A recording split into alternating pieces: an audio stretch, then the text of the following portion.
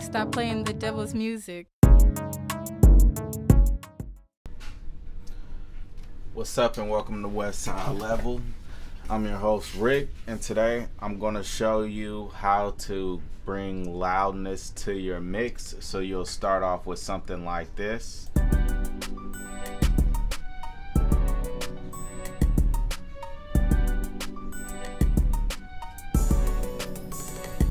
And we'll take it to this.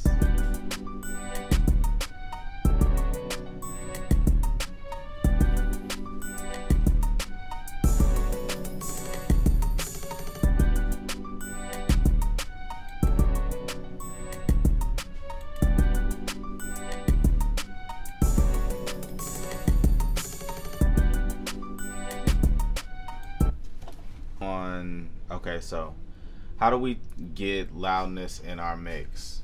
The technique we're going to be using today is we're going to add loudness to our mix by using mastering grade distortion, which is referred to sometimes as saturation. The plugin I'm going to be using to give our mix saturation is going to be our blackbox analog design by the Plugin Alliance company. So let's start off by listening to how our mix sounds going into the black box with none of our knobs tweaked.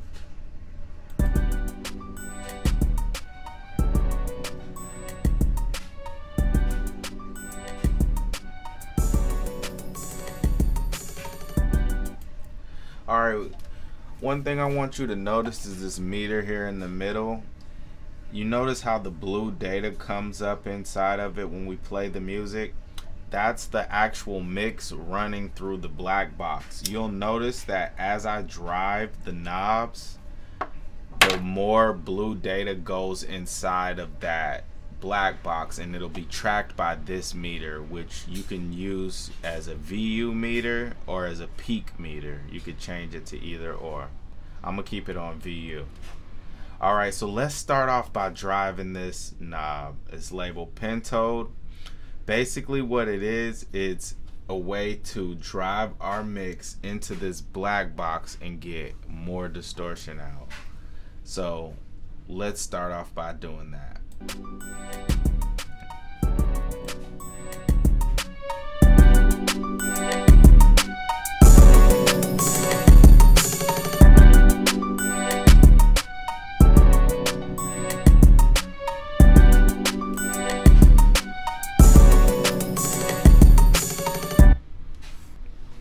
Alright, now that we set our Pentode knob, let's go ahead and take a look at this Triode knob. It's pretty much the same as this Pentode knob. It's going to drive our mix into the black box and get distortion, but the distortion characteristics of this Triode knob is going to be different from the Pentode knob. So really the name of the game is really mixing these two to get a crunch and a distortion that you want. But our goal is to distort our mix to where it's louder, but that it's also transparent, that we retain the original sound of our mix. So let's try to keep that in mind when we use this.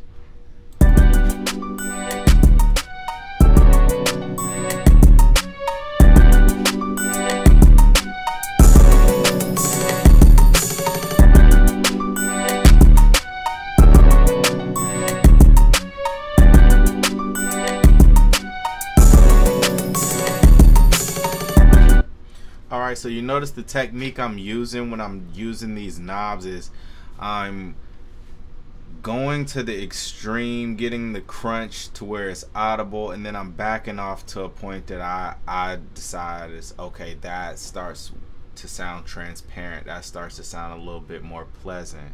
But remember, I'm trying to mask the distortion.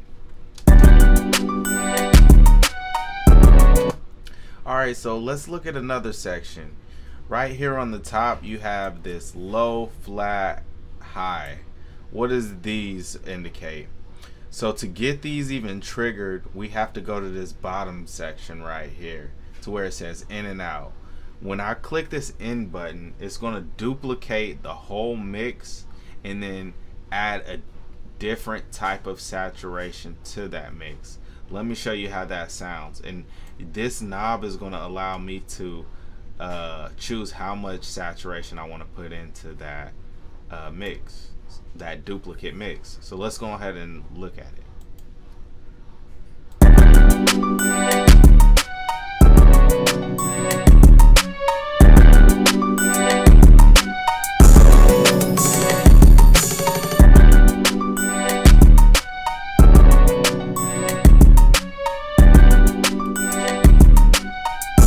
So yeah, you see we're really puffing up our mix, and notice that we are getting a lot of level. If you look at here at the side meter of our whole master, our mastering meter, you will see this is a lot louder than what we started off with. If we turn the whole black box plug-in off, you'll notice that we were peaking at 6.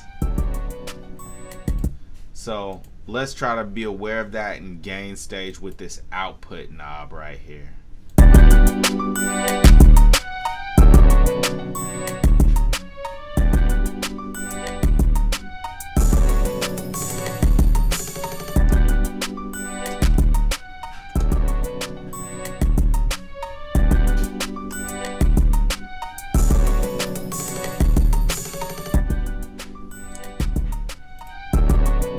Notice how when the plugin is level matched to the original level of the default without the plugin, it's a lot easier to compare if your plugin effect is making a difference.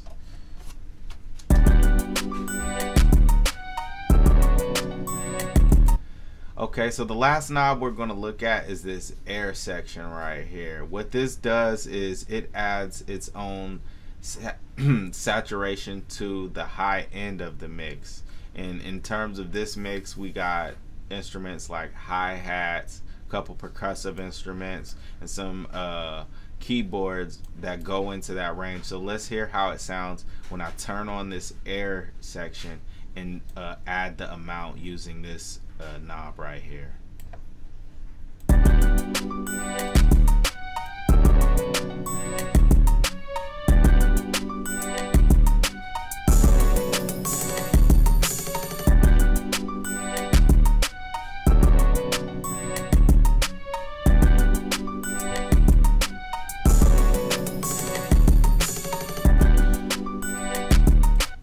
So yeah, I set it at 10 because I think it sounds nice there. Alright, so now we set all of our drive and we really puffed up our mix using all of these knobs. So what can we do from here to add more transparency? Because right now, if we compare our mix, yes, they're level matched, and yes, we achieved one of our goals, which was to get the mix louder. But I can say that we can do more on getting our mix to sound more transparent and more similar to the original mix.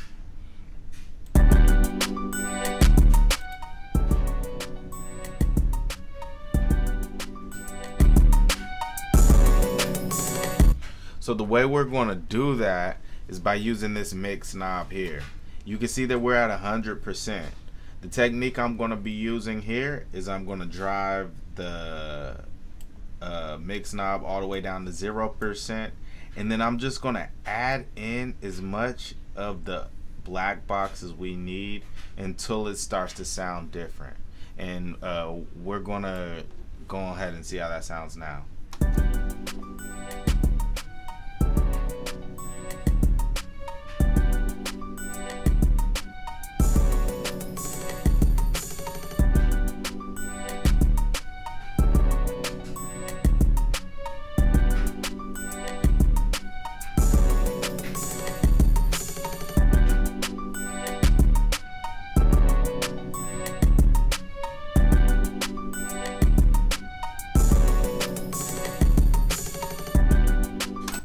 Alright, and I noticed right around that 60 area, that's where our mix starts to get a little crunchy. We can start to hear the distortion, so I'm starting to back off around that area.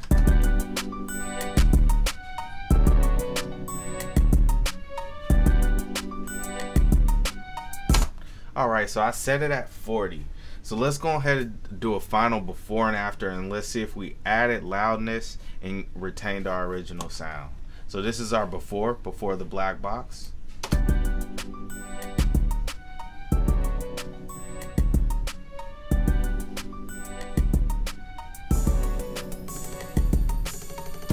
And here's after.